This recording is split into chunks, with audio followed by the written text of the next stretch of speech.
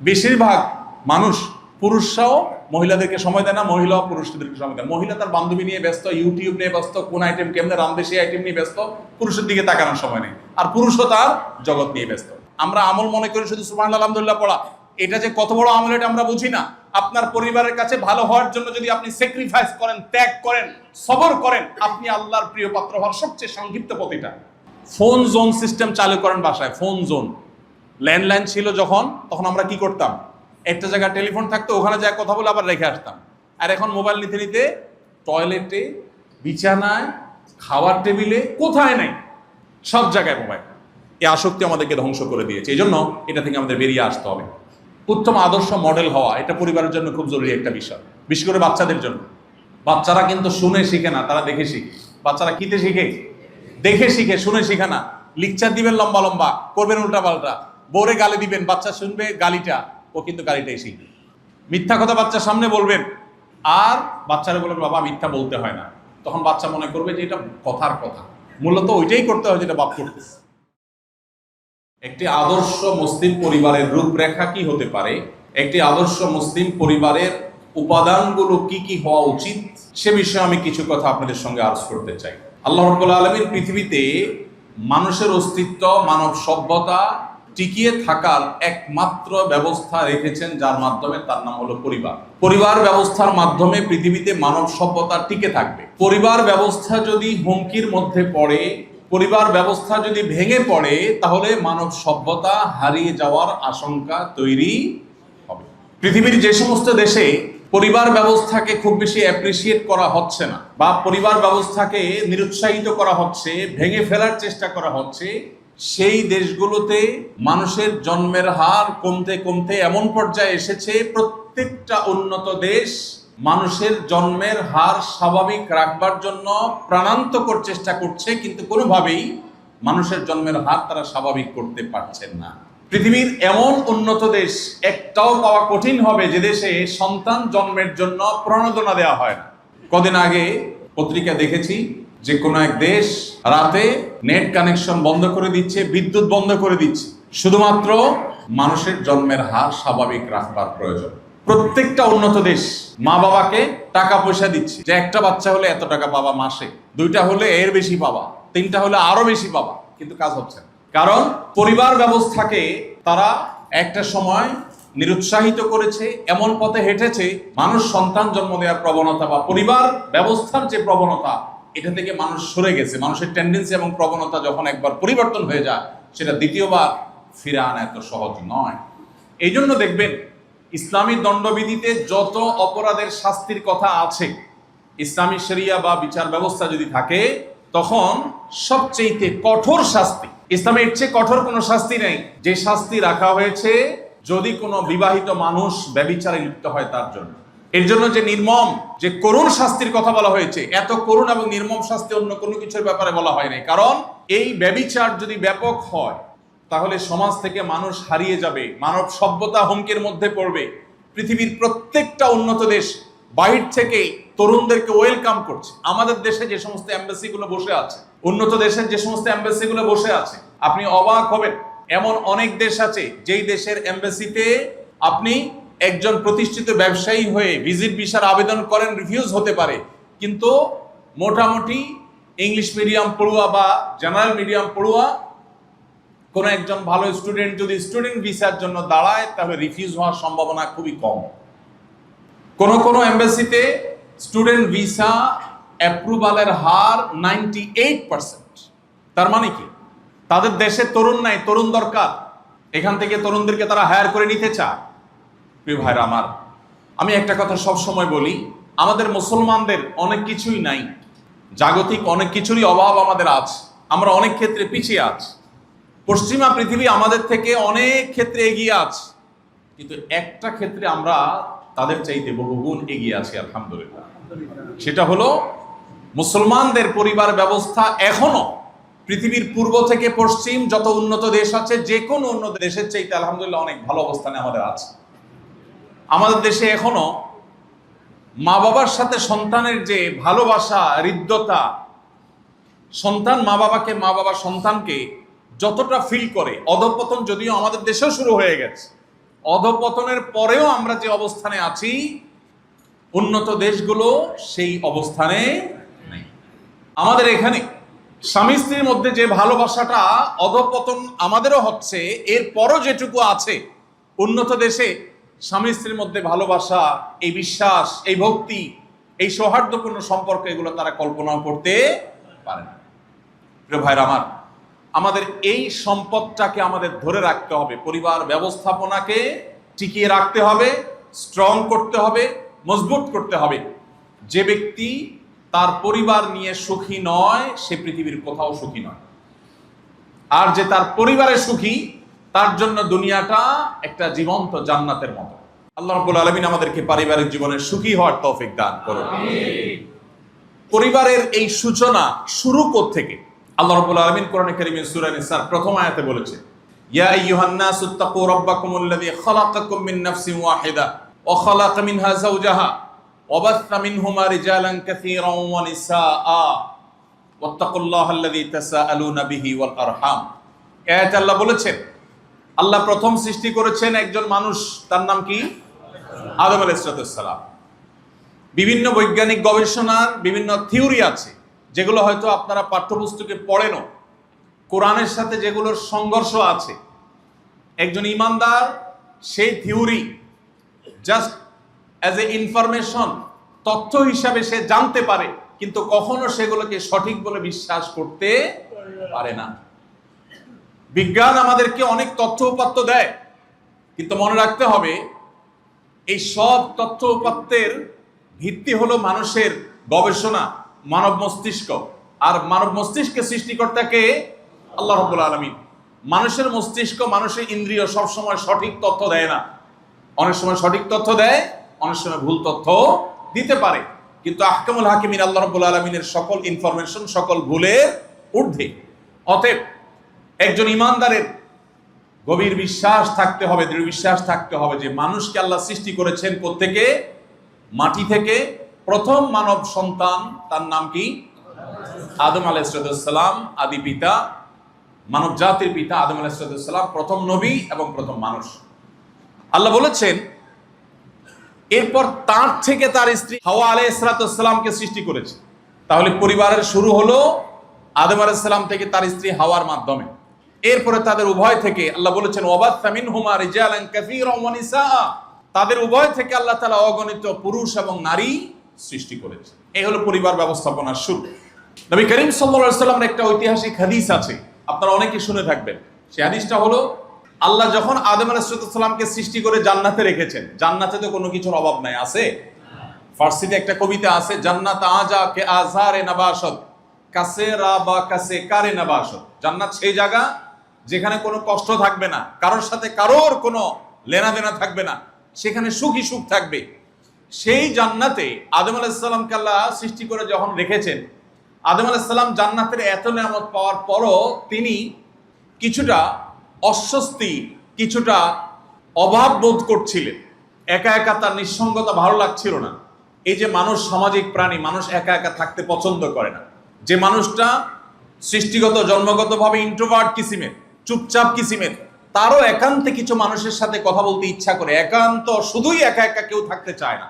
আদম আলাইহিস সালাম তার কাছে যখন নিঃসঙ্গতা অনুভব হচ্ছিল, আল্লাহ তাআলা তখন তার সঙ্গী হিসাবে সৃষ্টি করেছেন কাকে?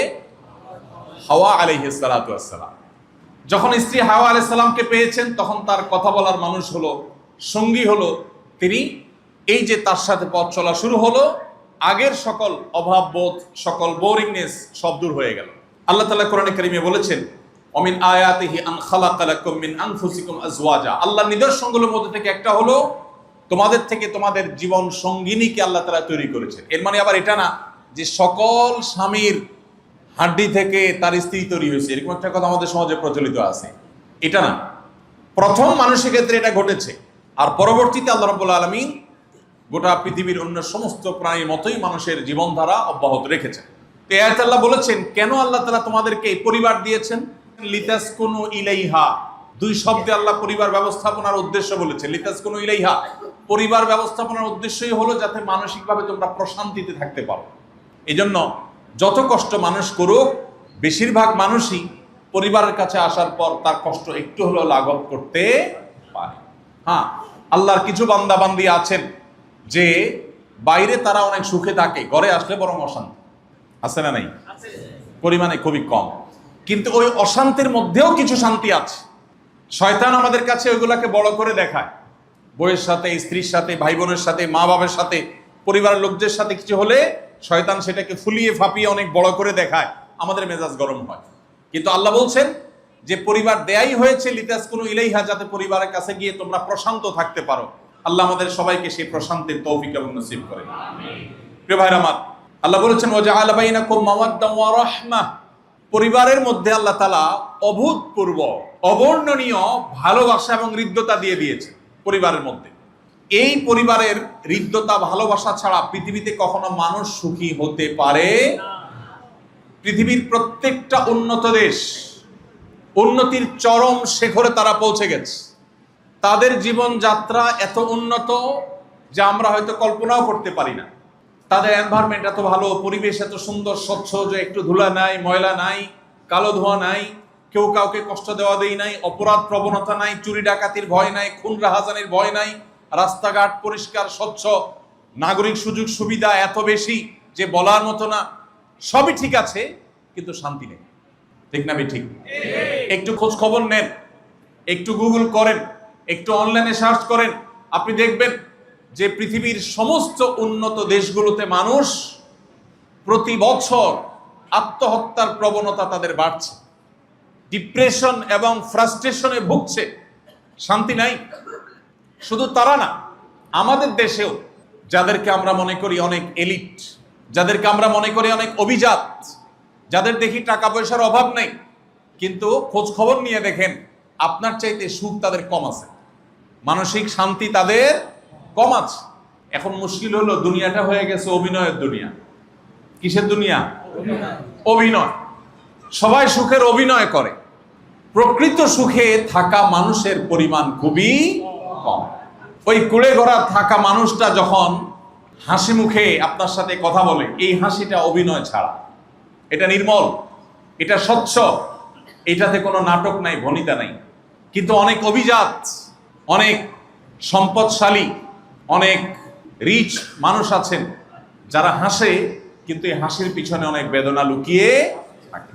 প্রিয় ভাইরা আমার, এই জন্য আমাদেরকে ইসলাম বলেছে পরিবারের মধ্যে সুখ খোঁজবার জন্য আমরা যেন এমন পরিবার গঠন করি যেই পরিবারের মধ্যে সুখ থাকে, শান্তি থাকে। আমরা সবাই সেটা প্রত্যাশা করি তো ইনশাআল্লাহ? আল্লাহ আমাদের সবাইকে সেই তৌফিক দান করুন।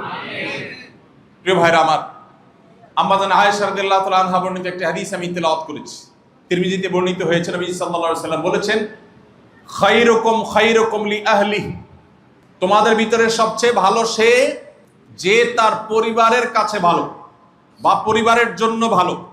পরিবারের জন্য যে ভালো সে সবচাইতে আল্লাহর কাছেও ভালো। আর নবীজি বলেছেন ওয়ানা খায়রুকুম লি আহলি, আমার পরিবারের জন্য আমি তোমাদের যে কোনো কারোর চাইতে আমি ভালো, পরিবারের জন্য আমি সবচেয়ে কল্যাণকামী, তাদের সাথে সবচেয়ে ভালো। অনেক যুবক আছেন এখানে, অনেক ভাই আছেন এখানে যারা অন্য সবার সাথে ভালো ব্যবহার করেন, শুধু পরিবার ছাড়া। আছেন না? নাই? সবচাইতে ঝাড়ি মেরে কথা বলার রাইট আছে বলে মনে করি আমরা কার সাথে? মায়ের সাথে আর বউয়ের সাথে। ঠিক না? ঠিক। যার কাছে ঝাড়ি দেওয়া চলে যৌক্তিক কারণেও অযৌক্তিক কারণেও। বেজার লাগছে বাইরে রিকশাওয়ালার সাথে, আইসা ঝাড়িটা দিচ্ছেন কারে? বউরে বা মাকে। ঠিক না? ঠিক। ভালো মুসলমানের আলামত, পুরুষ বলেন মহিলা বলেন, এই জায়গাটাতে আমরা সবচেয়ে দুর্বল হয়ে গেছি। শয়তান জানে আমরা আল্লাহর কাছে প্রিয় পাত্র হতে পারবো কিভাবে। আপনি যদি আল্লাহকে খুশি করতে হয় তাহলে আপনার পরিবারের সাথে আপনার সম্পর্ক ভালো করতে হবে। পরিবারের সাথে রক্ত সম্পর্কীয় মানুষগুলোর সাথে সম্পর্ক খারাপ আর জগতের সবার কাছে ভালো, এই ভালোর মূল্য আল্লাহর কাছে নাই। অতএব একজন মানুষ আদর্শ পরিবার গঠন করবার সংগ্রাম চালানো, এটা একজন ইমানদার হিসাবে আমাদের অন্যতম কর্তব্য। আমরা যদি পরিবারকে যদি ভালো এবং আদর্শ করতে পারি তাহলে সমাজ আদর্শ সমাজ হয়ে যাবে। আজকে যে পরিমাণ সমাজে আমরা অনাচার দেখি, নীতিহীনতা দেখি, দুর্নীতি দেখি, অন্যায় দেখি, এই সবগুলোর কারণ হলো পরিবার। পরিবার থেকে যদি এগুলোর প্রশ্রয় দেওয়া না হতো, এই যে দুর্নীতির সয়লাব সারা দেশে হয়ে গেছে, প্রত্যেকটা জায়গায় দুর্নীতিতে আমরা ধ্বংস হয়ে যাচ্ছে। আমাদের পরে স্বাধীনতা অর্জন করা দেশে চাকর হিসেবে যাওয়ার জন্য আমরা সিরিয়াল ধরে বসে থাকতে হয়। আমাদের মন্ত্রীরা আমাদের দেশ থেকে লোকবল নেওয়ার জন্য, চাকর হিসাবে নেওয়ার জন্য বিদেশি মন্ত্রীদের কাছে গিয়ে ধর্ণা দিতে হয়, এমন সব দেশের কাছে যে দেশ আমাদের পরে স্বাধীনতা অর্জন করেছে।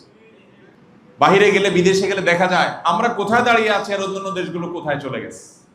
এর অন্যতম প্রধান কারণ কি? দুর্নীতি, অনিয়ম।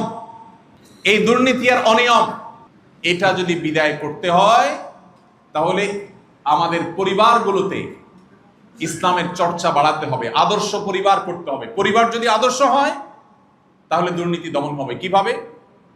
অনেক যুবক ছেলে আছেন, বাবা সরকারি চাকরি করেন অথবা বিভিন্ন কোম্পানিতে চাকরি করেন, কিন্তু বাবার অঢেল টাকা। এরকম যুবক কয়জন আছেন যে বাবার চোখে চোখ রেখে বিনয়ের সাথে প্রশ্ন করে, বাবা তোমার বেতন কত আর এত টাকা কোথা থেকে আসে? এরকম যুবক খুব বেশি আছে। বরং ভাবসাব জাহির করা পোলাপান দেখবেন বহুত, ঠিক না? ঠিক। হাইফাই গাড়ি নিয়ে ঘুরবে, নতুন স্মার্টফোন নিয়ে ঘুরবে, নানান ভাবে নিজের ভাবসাব জাহির করবে। দিন শেষে যেটা চুরির টাকা, ডাকাতির টাকা, সেই সেন্সটুকু তার মাথায় কাজ করে। অতএব পরিবার যদি একটি আদর্শ পরিবার হয় তাহলে সেই পরিবার দুর্নীতিকে নিরুৎসাহিত করবে, দমন করবে ইনশাআল্লাহ। আল্লাহ আমাদেরকে সেরকম আদর্শ পরিবার গঠন করবার তৌফিক দান করুন। ভাইরা আমার, যারা বিবাহিত কথাগুলো তাদের জন্য প্রযোজ্য, যারা অবিবাহিত তাদেরও কথাগুলো প্রয়োজন হবে, লাগবে সামনে ইনশাআল্লাহ। একটি আদর্শ মুসলিম পরিবার কোরআন এবং হাদিসের আলোকে যারা আলোকিত, সেই পরিবারের সুখ এবং শান্তির পরিমাণ কি আল্লাহ যাদেরকে দিয়েছেন তারাই শুধু অনুভব করেন, বাকিরা কখনো অনুভব করতে পারেন না। এই জন্য আপনাকে আগে সিদ্ধান্ত নিতে হবে, আপনি কি আসলে সুখ চান নাকি সুখের অভিনয়? কি চান? সুখ চান না অভিনয় চান? বুঝে শুনে বলতেছেন তো? সুখ চাইলে কিন্তু ভাবসাব নাও থাকতে পারে, বুঝেন নাই কথা? ভাবসাব নাও থাকতে পারে, খুব জেনাতন জীবন যাপন করবেন, কিন্তু সুখটা হবে। এটা চান নাকি ভাবসাবটা দরকার, সুখ থাকুক আর না থাকুক? মানুষ দেখবে, ওরে বাবা কি সুখী মানুষ, আসলে দুঃখের সাগরে ভাসতেছেন। এটা চান? প্রিয় ভাইরা আমার, তাহলে সেক্ষেত্রে একটি আদর্শ মুসলিম পরিবারের জন্য যে সমস্ত উপাদানগুলো আছে সেগুলো থাকতে হবে। নাম্বার 1, সঠিক পাত্র পাত্রী নির্বাচন। যারা ইয়াং আছেন, যুবকরা আছেন, আমার বোনরা যারা যুবতীরা আছেন, তাদের লক্ষ্য থাকবে জীবন সঙ্গীর নির্বাচনে যেন তারা রাইট মানুষটাকে, সঠিক মানুষটাকে তারা নির্বাচন করতে পারে। আর যারা মুরব্বী আছেন, অভিভাবক আছেন, ছেলে মেয়ে, ছোট ভাই ব্রাদার, তাদেরকে বিয়ে শাদী দিতে হবে। তাদেরও টার্গেট হবে প্রপার এবং আসল ভালো মানুষটাকে নিজের অধীনস্থ ছোট ভাই, ছেলে মেয়ে, তাদের জীবন সঙ্গী হিসাবে করে আনার জন্য। নবী করিম সাল্লাল্লাহু আলাইহি সাল্লাম বলেছেন, তুনকাহুল মারআতু লিআরবাঈন। 4টি জিনিস দেখে সাধারণত সমাজে বিয়ে শাদী করে মানুষ। এর ভিতরে 1 নম্বর কোনটা দেখে করে বলেন তো? হ্যাঁ, টাকা পয়সা। এটা হলো 1 নম্বর। সবচেয়ে বেশি দেখা হয় কিসে? টাকা পয়সা। যে টাকাওয়ালা হোক, বাকিটা আমি বুঝে নিব, ঠিক না? ঠিক। প্রিয় ভাই আমার, নবীজি বলেছেন সম্পদ দেখে বিয়ে করা হয় সমাজে সাধারণত, আবার কখনো রূপ লাবণ্য দেখে, কখনো বংশমর্যাদা দেখে, কার মেয়ে, কার ছেলে, কার মামু, কার খালাতো ভাইয়ের শালি, এটা বড় ব্যাপার। কারণ এটাতে কি আছে? ভাব আছে। ভাব কি আছে? ভাব। ভাব কিন্তু বেশিরভাগ ক্ষেত্রে কি? অভিনয়। ভেতরে কিন্তু তা না। এই যে বিয়ের ক্ষেত্রে কখনো টাকা পয়সা, কখনো রূপ লাবণ্য, কখনো বংশমর্যাদা, গৌরব, এগুলো দেখে মানুষ বিয়ে করে। নবীজি সাল্লাল্লাহু আলাইহি ওয়াসাল্লাম এই হাদিসে শেষে বলেছেন, ফাজফার বিজাতিদ্দীন। তোমরা ধার্মিকতা দেখে জীবন সঙ্গীর নির্বাচন করবে। যদি এটা করতে পারো তাহলে তুমি সফল হবে, সাকসেস। আপনার সুখী দাম্পত্যের মূল সূত্র হলো এটা, যে পাত্রপাত্র নির্বাচনের ক্ষেত্রে কি দেখে নির্বাচন করতে হবে? ধার্মিকতা, দিনদারিতা। ছেলে হোক আর মেয়ে হোক, দিনদারিতা থাকবে, সব কিছুর উপরে প্রায়োরিটি পাবে। ছেলের পরিবার দিনদার কিনা, মেয়ের পরিবার দিনদার কিনা, ছেলে নিজে দিনদার কিনা, মেয়ে নিজে দিনদার কিনা, এটা হলো সবচেয়ে গুরুত্বপূর্ণ ইস্যু। নবীজি বলেছেন এই দিনদারিতাটাকে অগ্রাধিকার দিয়ে তোমরা বিজয়ী হওয়ার চেষ্টা করবে, সফল হওয়ার চেষ্টা করবে। আল্লাহ আমাদের সবাইকে দিনদার জীবন সঙ্গী পাওয়ার তৌফিক দান করুন। যারা আগে থেকে বিয়ে করে ফেলেছেন, আল্লাহ তাআলা তাদের জীবন সঙ্গীকে দিনদার বানিয়ে দিন। প্রিয় ভাইরা আমার, মানুষের রূপ লাবণ্য, মানুষের টাকা পয়সার গৌরব, বংশমর্যাদা, সামাজিক ভাবসাব, এগুলো সবগুলোই গৌণ। এগুলো আজ আছে কাল নাই। কিন্তু মানুষের পার্সোনালিটি, ব্যক্তিত্ব, তার মনুষ্যত্ব, তার ভালো গুণ, তার দিনদারিতা, এটা উপভোগ্য। এটা কখনো সাধারণত পরিবর্তন হয় না, মরণ পর্যন্ত এটা উপভোগ্য থাকে, এটাই টিকে থাকে, আর বাকি কোনো কিছুর কোনো গ্যারান্টি নাই। এই জন্য জীবন সঙ্গী নির্বাচনটা গুরুত্বপূর্ণ। কিন্তু বাস্তবতা হলো, নামাজ পড়তে পড়তে কপালে সিল লাগাই ফেলছেন, এরকম মুরব্বীও মেয়ে বিয়ে দেওয়ার জন্য পয়সাওয়ালা ছেলেই খোঁজে, সরকারি চাকরি খোঁজে, ঠিক না? ঠিক। মুখে সুবহানাল্লাহ আলহামদুলিল্লাহ পড়বে, সবই ঠিক আছে, কিন্তু বিয়ে দেওয়ার জন্য এরকম খুঁজবে যে ছেলে না, টাকার বস্তা দরকার। কি দরকার? টাকার বস্তা। ছেলের সাথে বিয়ে দিতে রাজি না, কার সাথে দিবে? টাকার বস্তার সাথে। এই জন্য সংসারগুলো খুব ভালো যাচ্ছে তো, কি বলেন? ঘরে ঘরে অশান্তি আছে না নাই? প্রিয় ভাইরা আমার, মুশকিল হলো আল্লাহ তাআলা দুনিয়াটাকে এমন ভাবে তৈরি করেছেন, নবীজি সাল্লাল্লাহু আলাইহি ওয়াসাল্লাম বলেছেন, আদ-দুনিয়া হুলওয়াতুন খাদিরা। দুনিয়াটাকে এমন ভাবে আল্লাহ তাআলা উপস্থাপন করেছেন, এটা খুব আকর্ষণীয়, খুব লোভনীয়, দেখতে খুবই আকর্ষণ অনুভব হয়, কিন্তু এটাকে অন্তঃসার শূন্য করে রেখেছেন আল্লাহ তাআলা, এর মধ্যে শান্তি রাখেননি। এটা মরিচিকার মতো, মানুষ যতক্ষণ হাতের নাগালে না পাইছে ততক্ষণ পর্যন্ত মনে করে কি জানি কি, এই জন্য পাওয়ার জন্য মরিয়া থাকে। প্রিয় ভাইরা আমার, আমরা পাত্র পাত্রী নির্বাচনের ক্ষেত্রে যদি দিনদারিতাটাকে অগ্রাধিকার দেই, তাহলে আমাদের শান্তির ফয়সালা আল্লাহ তাআলা করবেন ইনশাআল্লাহ। এখন দিনদারিতার ডেফিনেশনটা কি ভাই? এটা আরেক মুশকিল। আমরা অনেকে মনে করি ছেলে মাশাআল্লাহ পাঞ্জাবি জুব্বা পরে, নামাজ কালাম পড়ে দিনদার হয়ে গেছে, মেয়ে মাশাআল্লাহ বোরকা পরে দিনদার হয়ে গেছে। দিনদারটা এত সহজ বিষয় না। প্রকৃত দিনদারিতা হলো আল্লাহর কাছে নিজেকে পরিপূর্ণভাবে সারেন্ডার করা।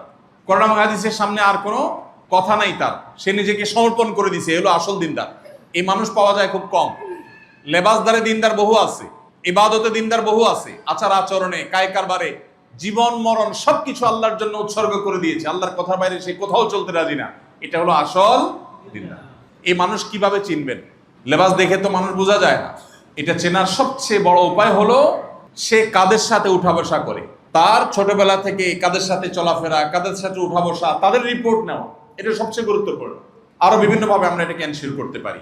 মেয়ের বাবারা যারা আছেন, আপনাদেরকে বলতে চাই, দিনদার ছেলে খোঁজার জন্য ফজরের নামাজে সামনের কাতারে থাকা যুবকগুলোকে খুঁজে বের করেন। ফজর নামাজে সামনের কাতারে কনকনে শীত উপেক্ষা করে যে যুবক নামাজ পড়তে আসে, এই ছেলে দিনদার হওয়ার সম্ভাবনা জোরালো। ঠিক একইভাবে একজন মেয়ে পার্থিব কোনো লালসা যার নাই, এ হলো দিনদারিতার সবচেয়ে বড় মার্কা মেয়েদের ক্ষেত্রে। পার্থিব কোনো লালসা যার, অনেক মেয়ে আছে বোরকাও পরবো ঠিক আছে, নামাজও পড়বো, সবই ঠিক আছে, মাগার পাশে বাসার ভাবির সাথে কম্পেয়ার করে কিন্তু শাড়ি কিনতে হবে, গল্লিক ঠার ঠিক আছে না? না এরকম, এটা দিনদার না। দিনদারিতা লেবাসের নাম না, দিনদারিতা মানসিকতার নাম। আল্লাহ তাআলা আমাদের সবাইকে সেটা তৌফিক নসিব করেন। প্রিয় ভাইরা আমার, আমাদের অফিসে একটু আগে আলাল ভাই বলছিলেন, আসন্না ফাউন্ডেশন আমাদের যে কল সেন্টার আছে, প্রতিদিন সকাল 8টা থেকে রাত 10টা পর্যন্ত অনেক লোক কল সেন্টারে সারা দেশের, দেশের বাইরের বিভিন্ন জায়গা থেকে মানুষ আসে, টেলিফোনের জবাব দেয়। যত কল আমাদের কাছে আসে, এর সবচেয়ে বেশি সংখ্যক কল আসে হলো এই পারিবারিক ইস্যুগুলোকে কেন্দ্র করে। শান্তিতে নাই মানুষ, বিচার এবং দরবার করতে হয় আমাদেরকে। এরকম মানুষ অগণিত সমাজে। আমি এই জন্য শুরুতে বলেছি, এই সমাজের বেশিরভাগ মানুষ সুখের অভিনয় করে, প্রকৃত অর্থে এরা সুখী না। কিন্তু যে ব্যক্তি আল্লাহর গোলামীর সিদ্ধান্ত নিয়েছে, আল্লাহর কসম করে বলি, এই ব্যক্তির সুখ চূড়ান্ত হয়ে গেছে।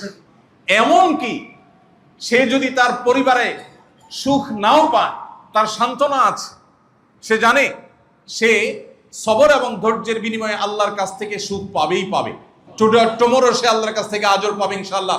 এই একটা জিনিস ওই ব্যক্তিকে যে সুখ দেয়, আর দুনিয়ার সমস্ত সম্পদ, পদমর্যাদা, ভাবসাব, এই সব কিছু হাসিল করার পরও একজন মানুষ সুখ নাও পেতে পারে। এই জন্য আমরা দোয়া করি, আল্লাহ তাআলা আমাদের যুবক ভাইদেরকে, যুবতী বোনদেরকে দিনদার, আল্লাহ ভীরু, প্রকৃত অর্থে আল্লাহর কাছে নিজেকে সঁপে দিয়েছেন, আল্লাহ বলেছেন আর কোনো সে নাই, আল্লাহ রসুল বলেছেন আর কোনো সে নাই, আর কোনো কথা নাই, এইরকম জীবন সঙ্গী সঙ্গিনী পাওয়ার তৌফিক আল্লাহ তাআলা দান করুন। এটার জন্য কিছু আমল করতে হবে, শুধু এখানে বসে বসে আমিন বললে হবে না। বলবো আমল। আমি আমার ছাত্র জীবন থেকে আমলটা করতাম। বুঝজ্ঞান হওয়ার পর যখনই বুঝছি যে বিয়ে শাদিত জীবন একদিন করতেই হবে, সো এই আয়াতের সাথে কোরআনুল কারীমের সূরা ফুরকানের ৭৪ নম্বর আয়াতের সাথে যেদিন পরিচিত হলাম, ওই দিন থেকে আয়াতটাকে আঁকড়ে ধরলাম। সকল দোয়া আল্লাহর কাছে কায়মন বাক্যে চাওয়া শুরু করলাম। আয়াতটা জানেন তো যুবকরা? শুধু যুবকরা না, এটা সবার, নারী পুরুষ যুবক বৃদ্ধ বিবাহিত অবিবাহিত সবার জন্য প্রযোজ্য। সবাই আল্লাহর কাছে এই দোয়া বেশি বেশি নিবেদন করব। রব্বানা হাব লানা মিন আজওয়াজিনা ওয়া যুররিয়্যাতিনা কুররাতা আয়ুন ওয়াজআলনা লিল মুত্তাকিনা ইমামা। ও আমার রব, আমাকে এমন পরিবার দেন, স্ত্রী এবং সন্তান এরকম দেন যারা আমার চক্ষু শীতল করে দিবে, নয়ন জুড়িয়ে দিবে। আল্লাহু আকবার। আল্লাহর শব্দ, আল্লাহ নির্বাচিত শব্দ, আল্লাহ নিজে দোয়া শিখিয়ে দিয়েছেন। এই শব্দের রহস্য আপনি চিন্তা করেন। আমরা তো আল্লাহর কাছে ভুল দোয়া করি অনেক সময়। যুবকরা আমার কাছে চিঠি লেখে বা ওই যে কাগজ পাঠায়, প্রশ্ন লেখে, চিরকুট লেখে, হুজুর একটা মেয়েকে পছন্দ হয়েছে, এখন ওরেই পাওয়ার দোয়া করা যাবে কিনা, আল্লাহ এরেই চাই। অনেক পোলাপান এটা জানতে চায় যে আমি হারাম রিলেশন করব না, আমি দোয়া করব আল্লাহ আমি এটারই চাই, এই দোয়া করা জায়েজ আছে কিনা।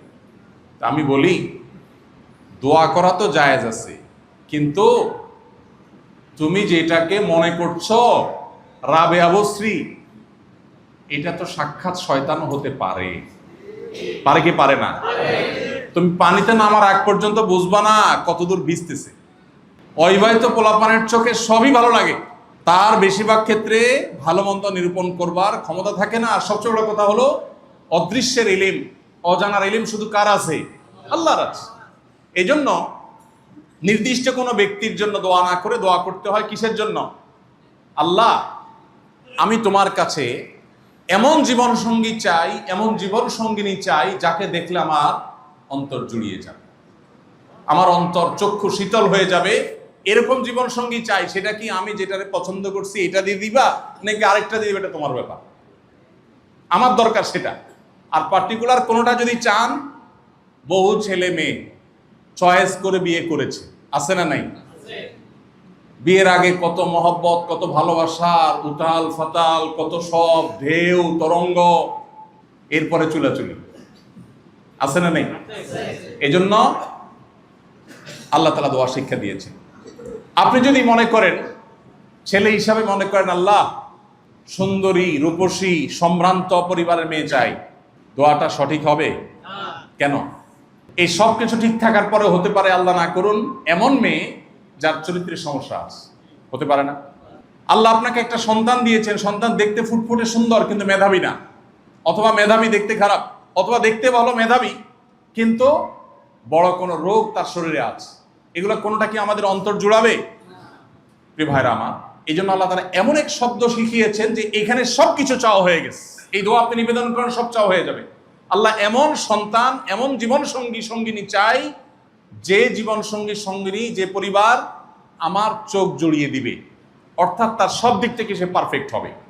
তাহলে এই দোয়াটা আপনি যদি নিয়মিত করেন, এই দোয়ার শেষ অংশে আল্লাহ আমাকে শিখাচ্ছেন ওয়াজআলনা লিল মুত্তাকিনা ইমামা, আর আমার পরিবারের সদস্যদেরকে আপনি, আমাদেরকে আপনি মুত্তাকিদের ইমাম বানায় দেন। ভাইরা আমার, যারা দ্বীনের সাথে পরিপূর্ণভাবে পরিচিত না, তারা দিনদার ফ্যামিলিগুলো, যেখানে স্বামী স্ত্রী দিনদার, ছেলে মেয়ে আল্লাহকে বুঝে, আল্লাহর কাছে সারেন্ডার করেছে, আত্মসমর্পণ করেছে, প্রকৃত অর্থে মুসলমান হয়েছেন, এই মানুষগুলোর জীবনে সুখ শান্তি আল্লাহর কসম আপনি কল্পনাও করতে পারবেন না।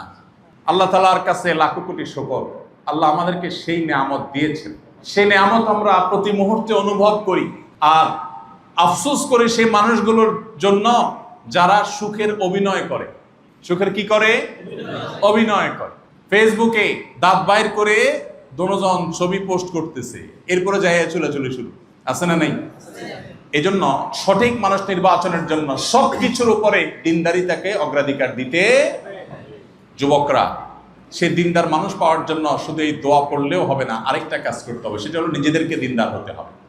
নিজেদেরকে কি হইতে হবে? অনেক ছেলে আছে দুনিয়ার হারাম সম্পর্ক করবে মেয়েদের সাথে, আর মহিলা মাদ্রাসার প্রিন্সিপালের সাথে যায় বাইল করবে, খাতির করবে, হুজুর আপনার ভালো ছাত্রীটা কিন্তু আমার জন্য রাখেন। আছে না নাই? অনেকে আছে আকাম করার বেলা উস্তাদ, কিন্তু বউ হিসাবে নির্বাচনের জন্য আবার ঠিকই একটা দিনদার পাত্রী চায়। অনেকের কপালে পড়ে যায়, আর বেশিরভাগই নসিবে হয় না। এই জন্য ভাইরা, আল্লাহর কাছে নিজেদেরকে দিনদার আর মুত্তাকি হিসাবে গড়ে তুলতে হবে। আল্লাহ আমাদের সবাইকে সেই তৌফিক দান করুন। তাহলে একটি আদর্শ মুসলিম পরিবারের প্রথম উপাদান হলো পাত্র পাত্রে নির্বাচনের ক্ষেত্রে সঠিক মানুষটা নির্বাচন করা। আর এখানে সঠিকতার মানদণ্ড হলো কি? দিনদারিতা, আল্লাহ ভীরুতা। আল্লাহ আমাদেরকে সেই তৌফিক দান করুন। মেয়েদের মধ্যে যদি অল্পে তুষ্টির গুণটা থাকে, খাই খাই ভাব না থাকে, ওই যে সে যদি আল্লাহর কাছে নিজেকে সারেন্ডার করে থাকে, তাহলে সে সমাজে অন্য ভাবিদের সাথে কম্পেয়ার করবে না। সে বরং ছাড় দিবে, ছাড় দিবে, ছাড় দিবে, তার কোনো ডিমান্ড থাকবে না। এবং এই জিনিসটাই একটা সুখী মুসলিম পরিবারের মূল সূত্র। এই জিনিসটা সহজে পাওয়া যায় না। মা বাবাদের কর্তব্য সন্তানদেরকে এগুলো দিয়ে শিক্ষা দেওয়া, বড় করা, এগুলো দিয়ে অভ্যস্ত করা। আমি একটা কথা সবসময় বলি, এখন বেশিরভাগ বাবা মার কাজ হলো ছেলে মেয়েকে ভোগবাদী বানানো। কিভাবে ভোগ করবে? ছেলে মুখ দিয়ে বলছে, মেয়ে মুখ দিয়ে বলছে, পাগল হয়ে গেছে ওটা দেওয়ার জন্য। আরে ভাই দেন, ঠিক আছে, ছেলে মেয়ের মুখে হাসি ফোটাবার চেষ্টা করেন, ঠিক আছে, কিন্তু ওদেরকে ত্যাগ শিখান, স্যাক্রিফাইস শিখান। 31st নাইটে সে আতশবাজি করার জন্য টাকা চায়, তারে বোঝান যে তোমার এই আতশবাজি বহু মানুষের কষ্টের কারণ হবে, এটা কোনো মনুষ্যত্ব নয়। তাকে বুঝান সে যা চাইবে সব দেওয়ার মধ্যে কল্যাণ নাই। তাকে বুঝান যে মানুষ যা চায় সবকিছু পাইতে হয় না, পৃথিবী সবকিছু পাবা না, স্যাক্রিফাইস শিখো। আল্লাহ আমাদের সবাইকে সেই তৌফিক দান করুন। দ্বিতীয়ত, একটা মুসলিম পরিবারের, আদর্শ মুসলিম পরিবারের দ্বিতীয় উপাদান হলো স্বামী স্ত্রী এবং পরিবারের সব সদস্যরা আল্লাহর গোলাম হয়ে যাওয়া। কি হয়ে যাওয়া? আল্লাহর গোলাম হয়ে যাওয়া, মুত্তাকি হয়ে যাওয়া। আল্লাহর গোলামির মিনিং কি? শুধু নামাজ পড়লাম এটা আল্লাহর গোলামি না। অনেকে নামাজ পড়ে, পয়সার হিসাব ঠিকই আছে না নেই? পয়সা ছাড়া কিচ্ছু বুঝে না, মাগার সে কি করে? ওই নামাজটাও পয়সার জন্যই পড়ে, যে দোয়া করি আল্লাহ কাছে যেন ঘুষ বেশি আসে। এরকম বহু জাহেল আছে না নাই? প্রিয় ভাইরা আমার, পরিবারের সদস্যদেরকে যদি আল্লাহওয়ালা বানাতে পারেন, আল্লাহর গোলাম বানাতে পারেন, তাহলে কি হবে জানেন? আপনার সন্তান আপনার শান্তির কারণ হবে, আপনার স্ত্রী, আপনার স্বামী আপনার শান্তির কারণ হবে। এই জিনিসগুলো এখন সোনার হরিণ হয়ে গেছে ভাই। প্রত্যেকটা পরিবারে আমরা এমন সব বিষয়গুলোর জন্য এক্সারসাইজ করি, চেষ্টা করি, কসরত করি, যেগুলো আসলে আমাদের সুখের মূল সূত্র না। হয়তো বেঁচে থাকার মাধ্যম, হয়তো আমাদের প্রয়োজন, কিন্তু সুখের মূল সূত্র হলো আমাদের মানসিকতার পরিবর্তন। সেটা হলো আল্লাহর গোলাম হওয়া। নবীজি সাল্লাল্লাহু আলাইহি ওয়াসাল্লাম বলেছেন, লাইসাল গিনা বিকাসরাতিল আরদ, লাইসাল গিনা বিকাসরাতিল আরদ ওয়ালাকিন্নাল গিনা গিনান নাফস। অনেক সম্পদ হওয়া এটা প্রাচুর্য নয়। প্রকৃত সচ্ছলতা এবং প্রাচুর্য নিহিত হলো মানুষের অন্তরের সচ্ছলতার উপর। যে ব্যক্তি যা আছে এটাতে খুশি, সে হলো আসল সুখী। আর যার নাই নাই খাই খাই ভাব আছে, এই ব্যক্তি কখনো সুখী হয় না। এই জন্য পরিবারের সদস্যদেরকে যদি আপনি দিনদার বানাতে পারেন, আল্লাহ ভীরু করতে পারেন, কোরআন এবং হাদিসের অনুসারী করতে পারেন, আল্লাহর সাথে পরিচয় করান, সিরাতে রাসূলের সাথে পরিচয় করান, তাহলে আপনার পরিবারের সদস্যরা না খেয়ে বা অল্প খেয়েও তারা তুষ্ট থাকবে। আল্লাহ আমাদেরকে সেটা তৌফিক নসিব করুন। এই পরিবার এখন সোনার হরিণ হয়ে গেছে। যারা আগে থেকে বিয়ে শাদী করে ফেলেছেন, এখন হয়তো একজন দিনে আসছেন, আরেকজন আসেন নাই, স্ট্রাগল করছেন, ঘরে ঘরে এই সমস্যা আছে, তাদের একদিকে আল্লাহর কাছে চোখের পানি ফেলা উচিত। আবু হুরায়রা রাদিয়াল্লাহু আনহু সাহাবী, তার নাম তো শুনেছেন না? উনার মা অমুসলমান ছিলেন, মুশরিকা ছিলেন, উনি মুসলিম ছিলেন। মায়ের জন্য দোয়া করতেন, মা তাকে প্রহার করতেন কেন মুসলমান হয়েছে সেজন্য, কিন্তু ছেলে হাল ছাড়েন নাই। নবীজির কাছে এসে দোয়া চেয়েছেন, হে আল্লাহর রাসূল আমার মার জন্য একটু দোয়া করেন, হাত তুলে। নবীজি আল্লাহর কাছে দোয়া করেছেন, আল্লাহ আবু হুরায়রার মাকে তুমি হেদায়েত দান করো। নবীজি দোয়া আল্লাহ কবুল করেছেন। ঘরে যায় দেখে মা প্রস্তুতি মানানোর জন্য। চোখের পানি ফেলে পরিবারের সদস্যদের জন্য দোয়া করতে হবে এবং তাদেরকে দ্বীনি পরিবেশ দিতে হবে। দ্বীনি পরিবেশ দিবেন, সন্তান দিনদার হবে। এমন পরিবারের সাথে মিশাবেন যে পরিবার দিনদার, যাদের মধ্যে দ্বীনের প্র্যাকটিস আছে, যারা খাই খাই করে না, যে পরিবারের ছেলে মেয়ে মোবাইল টিভি ছাড়া কিছু বোঝে না, যাদের মধ্যে স্মার্টফোনের আসক্তি আছে, যাদের মধ্যে নেটে পড়ে থাকার, ডুবে থাকার, গেমের মধ্যে বুঁদ হয়ে থাকার আসক্তি আছে, ওই সব পরিবারগুলো থেকে সন্তানকে বাঁচাবেন। ওটা ভাইরাস, সংক্রমণ করবে, আপনার সন্তানকে ধ্বংস করবে। বাঁচাবার চেষ্টা করবেন। আল্লাহ আমাদের সবাইকে সেই তৌফিক দান করুন। 3 নম্বর, একটি সুখী মুসলিম আদর্শ পরিবারের অন্যতম উপাদান হলো সুন্দরভাবে দিনাতিপাত করা, সুন্দরভাবে দিন যাপন করা, একে অন্যের হক আদায় করা, পরস্পরের হক সম্পর্কে সচেতন হওয়া। এখন গোটা পৃথিবীতে মানুষ অনেক বেশি অধিকার সচেতন, নিজের অধিকারের ব্যাপারে অনেক সচেতন। ডক্টর আব্দুল্লাহ জাহাঙ্গীর রহমাউল্লাহর নাম তো আপনারা শুনেছেন না? ডক্টর আব্দুল্লাহ জাহাঙ্গীর রহমাউল্লাহ ক্ষণজন্মা মনীষীদের একজন ছিলেন, ইসলামী বিশ্ববিদ্যালয় কুষ্টিয়ার প্রফেসর ছিলেন। তিনি বলতেন, আমরা এখন বেশিরভাগ মানুষ অধিকার সচেতন, ইসলাম আমাদেরকে বলেছে মূলত কর্তব্য সচেতন হতে। কি হতে বলেছে? কর্তব্য সচেতন। আমার অধিকার নিয়ে সচেতন আমি হতেই পারি, দোষের বিষয় না, কিন্তু তার চাইতে বেশি আমাকে কর্তব্য সচেতন হতে হবে। এখন দেখবেন সবাই বলে আমার অধিকার, এটা বলে না আমার কর্তব্য। একটা সুখী দাম্পত্যের জন্য বা সুখী পরিবারের জন্য এই জিনিসটা সবচেয়ে জরুরি বিষয় যে সবাই কর্তব্য সচেতন হবে। একজন সন্তান চিন্তা করবে আমি বাবা মার কি কি অধিকার আদায় করার আছে সেটা আমি আদায় করব। এখন দেখবেন ছেলে মেয়েরা, বাচ্চারা অভিযোগ তোলে যে আমার বাপে এটা করলো না, আমার মা ওটা করলো না, আমার হক নষ্ট করলো। হ্যাঁ, তারা যদি অন্যায় করে থাকে আল্লাহর কাছে তারা দায়ী থাকবে, বাট আমি সন্তান হিসেবে আমার কর্তব্যকে আমি সেটা দেখব। ঠিক একইভাবে আমাদের কাছে প্রায় সময় দেখি প্রশ্ন দেয়, প্রশ্ন দেখে আমরা বুঝতে পারি এই প্রশ্ন কোত্থেকে আসছে।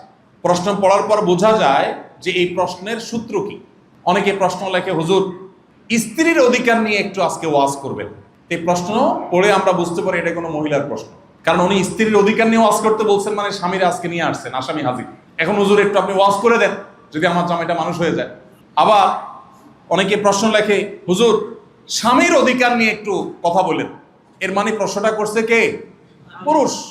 বউ আসছে আজকে ওয়াজ শুনতে, বউরে শোনাবে, এই জন্য সে তার কথা বলে। এইটা দেখা যায় না যে পুরুষ বলতেছে যে আমি একজন স্বামী, আমি আমার স্ত্রীর কর্তব্য কিভাবে আদায় করতে পারি, কি কি কর্তব্য আছে আমাকে জানায় দেন, যাতে কিয়ামত দিন আমার দাঁড়ায় থাকতে না হয়। এই মানুষ পাওয়া যায় না। যেই পরিবারে প্রত্যেকটা মানুষ কর্তব্য সচেতন হবে সেই পরিবারের শান্তি অবধারিত। আল্লাহ সেই পরিবারে শান্তি দিবেনই দিবেন।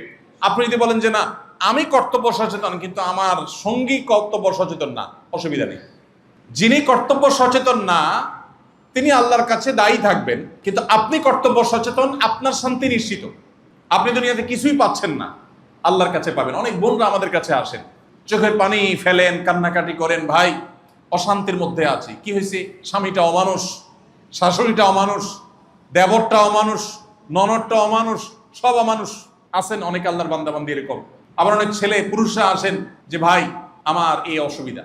আমি বলি এই অসুবিধা, এই দুঃখের কি কোনো শেষ আছে না নাই? শেষ নাই।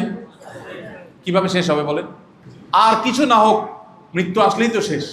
মরার পরে কি আপনাকে আর টর্চার করতে পারবে? সে পারবে না। তাহলে ইমানদারের সকল কষ্টের একটা শেষ আছে। কিন্তু আপনি যদি ধৈর্য ধারণ করেন, আপনি আপনার দায়িত্বটা পালন করে যাওয়ার চেষ্টাটা করেন, তাহলে আখেরাত আপনার খাড়া আছে না নাই? দুনিয়াতে জুলুমের বিচার আপনি নাও পেতে পারেন। স্বামীর জুলুমের বিচার শাশুড়ি করে না, মায়ের অত্যাচার স্বামী সেটা দেখে না। আল্লাহ কি দেখেন না? দেখেন না। আল্লাহ তাআলা বান্দাদের প্রতি কখনো জুলুম, অতএব আল্লাহ তাআলা জুলুম করবেন না। ইমানদারের সান্ত্বনা। তাহলে ইমানদার যদি পারিবারিকভাবে সুখী হতে চায়, সে চিন্তা করবে আমি আমার সঙ্গী, আমার সন্তান, আমার বাবা মা, আমার ভাই বোন, আমার পরিবারের সদস্যদের দায়িত্ব আমি সঠিকভাবে আদায় করছি কিনা, বাস এটা আমি দেখব। আমি আদায় করছি, সে না করলে সে আল্লাহর কাছে বুঝবে। আমারটা ক্লিয়ার থাকলো, আমি সবসময় আমারটার যোগ বিয়োগ করতে থাকবো। আমরা সবাই এরকম কর্তব্য সচেতন হবো তো ইনশাআল্লাহ। বেশিরভাগ মানুষকে শয়তান ওয়াসওয়াসা দেয়। কি দেয়? ওয়াসওয়াসা দেয়। আমি একটা কথা প্রায় বলার চেষ্টা করি, আপনারা কেউ ইবলিস দেখছেন? দেখেন নাই? আজকে দেখতে চান? দেখবেন? সিরিয়াস? ওকে, আসেন দেখি ইবলিস দেখা যায় কিনা। আমাদের সমাজে কিছু মানুষ আছে দেখবেন পারিবারিক অশান্তি সৃষ্টি করার জন্য বিশাল ভূমিকা রাখে। একটা হাদিস সহিহ মুসলিমে আছে, আপনারা অনেকে শুনেছেন। শয়তান কোন পাপ মানুষকে দিয়ে করালে সবচেয়ে বেশি খুশি হয় আপনারা জানেন? শুনে রাখেন হাদিসটা। নবী করিম সাল্লাল্লাহু আলাইহি সাল্লাম বলেছেন, ইবলিসের সিংহাসন পানির উপরে। কিসের উপরে? পানির উপর। আমরা দেখতে পাই না, অলৌকিক, অদৃশ্য। ইবলিস তার শিষ্যদেরকে, তার চেলাদেরকে, তার সন্তান, অগণিত সন্তান, অজস্র, প্রত্যেক মানুষের পেছনে শয়তান আছে। তাহলে পৃথিবীতে অ্যাটলিস্ট যত মানুষ আছে কমপক্ষে এতজন শয়তান আছে। নবীজি সাল্লাল্লাহু আলাইহি ওয়াসাল্লাম এই হাদিস বলার পর এক সাহাবী প্রশ্ন করছে, ইয়া রাসূলুল্লাহ, তাহলে আপনিও তো একজন মানুষ, আপনার সাথেও কি একটা আছে? নবীজি বলেছেন, হ্যাঁ, আমার জন্য ইবলিসের যে কমান্ডার সে একটা বরাদ্দ করছে, তবে আল্লাহ আমাকে তার কাছ থেকে সেফ রাখছে, সে আমার কিছু করতে পারে না। তোমাদেরকে ক্ষতি করতে পারে, বাট আমাকে পারে না, আমাকে সেভ করছেন আল্লাহ তাআলা। নবী মাসুম, তাকে আল্লাহ নিরাপদে রেখেছে। তো ভাইরা, ইবলিস তার সিংহাসনে বসে তার চেলাদেরকে ছেড়ে দেয় মানুষদের মধ্যে। ইবলিসের কাজই হলো মানুষকে কি করা? বিপদগামী করা। আপনাদেরকে কি ইবলিসে ওয়াসওয়াসা দেয়? আপনারা টের পান? কখন টের পান? আন্দাজে বললেন তো অনেক। প্রত্যেকটা ভালো কাজ করতে গেলে দেখবেন মনের ভেতর থেকে একটা বাধা আসে না? কিন্তু আকামের সময় বাধাটা আসে না। খেয়াল করছেন? আল্লাহ কোরআনে বারবার করে কিন্তু ইবলিসের সম্পর্কে বলেছে যে ইবলিস তোমাদের জন্য আদুউম মুবিন। আদুউম মুবিন মানে কি ভাই? প্রকাশ্য শত্রু। দেখছেন কোনোদিন? কেমন কথা! জীবনে কোনোদিন দেখেন নাই? আল্লাহ বলতেছেন কোন শত্রু? কেন আল্লাহ বলেছেন? কারণ হলো এই শত্রুর শত্রুতা প্রতি মুহূর্তে আমাদের চোখের সামনে হয়, প্রকাশ্যে। সে অপ্রকাশ্য থাকতে পারে, বাট তার শত্রুতা কি? প্রকাশ্য, ওপেন সিক্রেট। একটা ছোট এক্সাম্পল দিই। আমি শয়তান দেখাবো, ওই জায়গায় যাচ্ছি, তার আগে আরেকটা আপনারা সাক্ষাৎ শয়তান দেখাই দিই। সেটা হলো শীতের সময় এখন, তাই না? ফজরের সময় যখন আজান হয়, তখন তো মনে চায় সব কম্বল কাঁথা সব আরামের সবকিছু ফেলে ঠান্ডা পানি দিয়ে উজু করে মসজিদে এসে নামাজ পড়ি। এটা তোমাদের সবার মনে চায় না? আরে তো সব সাক্ষাৎ আল্লাহওয়ালা, তাহলে এখানে আর ওয়াজ টাজ করার দরকার কি রে ভাই? এরকম ফেরেশতা থাকলে সেখানে আর ওয়াজের দরকার নাই তো। সুবহানাল্লাহ। আমার তো এরকম হয় না ভাই, আমার তো উল্টা হয়। আমি তো ফজরের সময় উঠতে গেলে মনে হয় না আরেকটু শুই। আপনাদের এরকম হয়? তো একটু আগে বললেন যে হয় না। ওই যে বললাম দুনিয়াটা সব কি অভিনয়। আল্লাহ আমাদেরকে হেদায়েত দান করুন। ভাইরা আমার, আচ্ছা, 24 ঘন্টার মধ্যে কোন সময়ের ঘুম সবচেয়ে আরামদায়ক? ঠিক ফজরের আগ মুহূর্তের সময়। আপনি দিনে ঘুমান, রাতে ঘুমান, কোন সময়ের ঘুমে তো আরামের। কম্বল গায়ে আছে, অ্যালার্ম দিছেন ফজরের, মুয়াজ্জিন আজান দিছে, সবই ঠিক আছে, ঘুমটাও ভাঙছে, কিন্তু ভেতর থেকে কেউ একজন যেন বলে যে এখন এই কম্বলতে বাইরে হলে মরে যাবে, দজ্জাত ফুরে যাবি দে। বলে না কেউ একজন ভেতর থেকে? খেয়াল করে দেখেন, আল্লাহর কসম, আপনি একটু খেয়াল করলে আপনি দেখবেন কোন এক অদৃশ্য শক্তি আপনাকে টানছে। কিন্তু ওই সময় বন্ধুদের সাথে চিল করতে যাবেন, আগে থেকে সব সেট করা আছে যে 12টা 1 মিনিটে আতশবাজির আওয়াজে মানুষের বদদোয়া নিবেন, অনেক মানুষের কষ্টের কারণ হবেন, অনেক পশু পাখির কষ্টের কারণ হবেন, একটু ফুর্তির জন্য বহু মানুষ চোখের পানি ফেলবে, বদদোয়া দিবে। এই পশুত্ব করবার জন্য বন্ধুদের সাথে চুক্তি হয়েছে, অ্যালার্ম দিয়ে শুইছেন। উঠে যেতে ভালো লাগে না খারাপ লাগে? বিপুল ভালো লাগে, ঠিক না? ঠিক।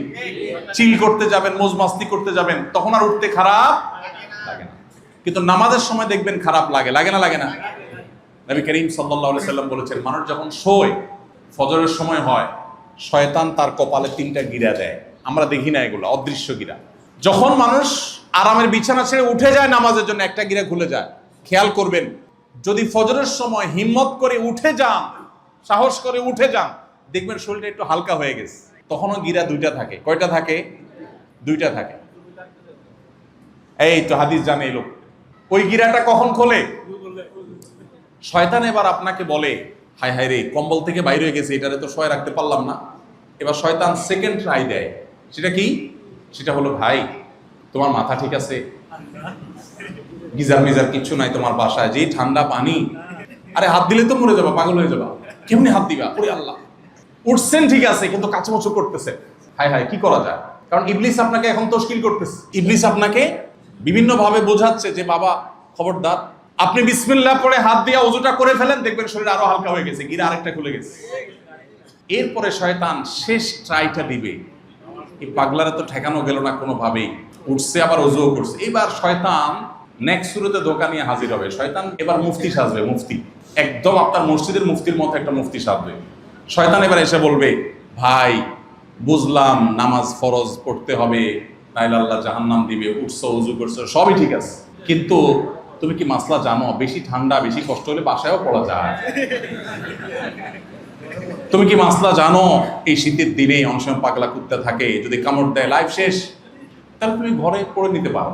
যদি শয়তানের ফুসলানিতে আপনি পড়ে যান তো গেলেন। আর যদি হিম্মত করে বলেন না আল্লাহ ভরসা, শীতের কাপড় চোপড় পরে বের হয়ে গেছে, নামাজটা পড়ে যখন আপনি বের হবেন, ফজর নামাজটা পড়ে যখন আপনি বাসা যাবেন, আল্লাহর কসম, আল্লাহর নেয়ামত যদি আপনি উপলব্ধি করতে চান, যাদের এই স্বাদ আস্বাদন করার কপালে নসিব হয় না, তারা একটু পরীক্ষা করে দেখেন। আর যাদের নসিব হয়েছে তারা বলতে পারবেন, নবীজি বলেছেন ফজর নামাজটা যখন সে পড়তে মসজিদে চলে আসে, তার শরীর থেকে, তার কপাল থেকে 3 নম্বর গিরাও খুলে যায়, ফ্রেশ হয়ে যায়, ফাসবাহা নাশীতান নফস, তখন সে একদম ফ্রেশ মুড হয়ে যায়। আর যে ব্যক্তি ওই কম্বলে কাচমুচি করে শুয়ে থাকে বা শয়তানের প্ররোচনায় প্ররোচিত হয়ে যায়, নবীজি বলছেন সে আর উঠতে পারে না। সে হয়তো আরামের ঘুম ঘুমায়, কিন্তু এরপর সারাদিন ফাসবাহা খাবিসান নফস, তার মনের ভিতর থেকে এক ধরনের নোংরা ফিল হয় যে আমি নামাজটা পড়লাম না, ফজরটা নষ্ট করলাম, সে ভালো ফিল করতে পারে না। তো শয়তানের সাথে এই লড়াই কিন্তু হয়।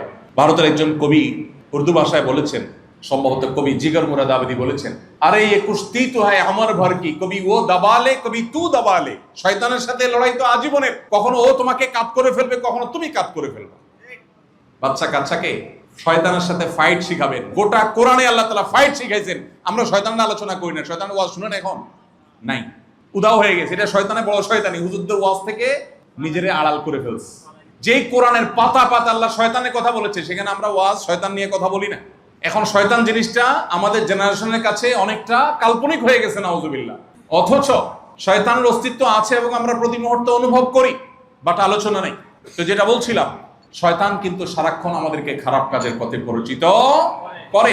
আপনি দেখবেন মনে ভালো কাজের দিকে টানে না, আকামের জন্য ঠিকই টানে।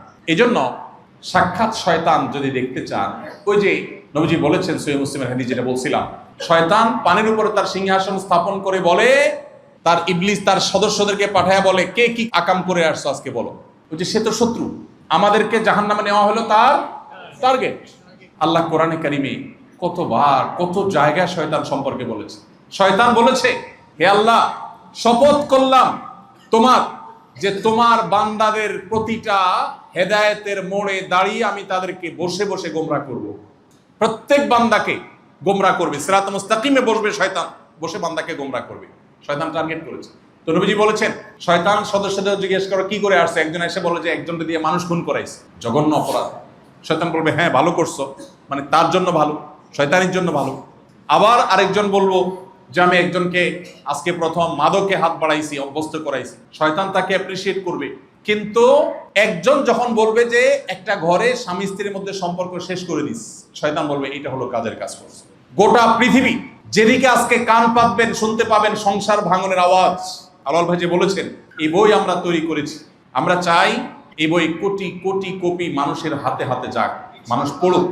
এবং মাত্র 16 পৃষ্ঠার ছোট্ট একটা বই, আমরা চাই প্রত্যেকটা দম্পতি এটা পড়ুক। তাহলে কি হবে, আমাদের মধ্যে আমাদের সংসারগুলো কেন বাঁচাতে হবে এই জিনিসটা আমরা বুঝবো। বেশিরভাগ সংসারগুলোতে ভাঙন ধরে যায়, কারণ ওই যে বললাম, একটা সুখী, একটা আদর্শ দিনদার মুসলমান পরিবারের আসল রূপরেখা বা উপাদানের অভাব আমাদের সংসারগুলোতে আছে। পরস্পরের প্রতি কর্তব্য সচেতন না, সবাই শুধু অধিকার সচেতন।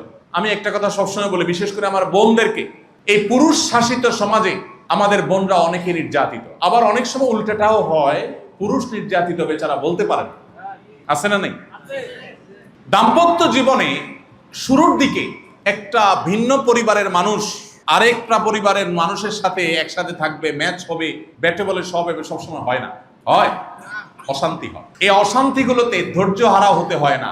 আমি বলছিলাম সাক্ষাৎ শয়তান দেখানোর কথা, সাক্ষাৎ শয়তানের কথা বলছিলাম।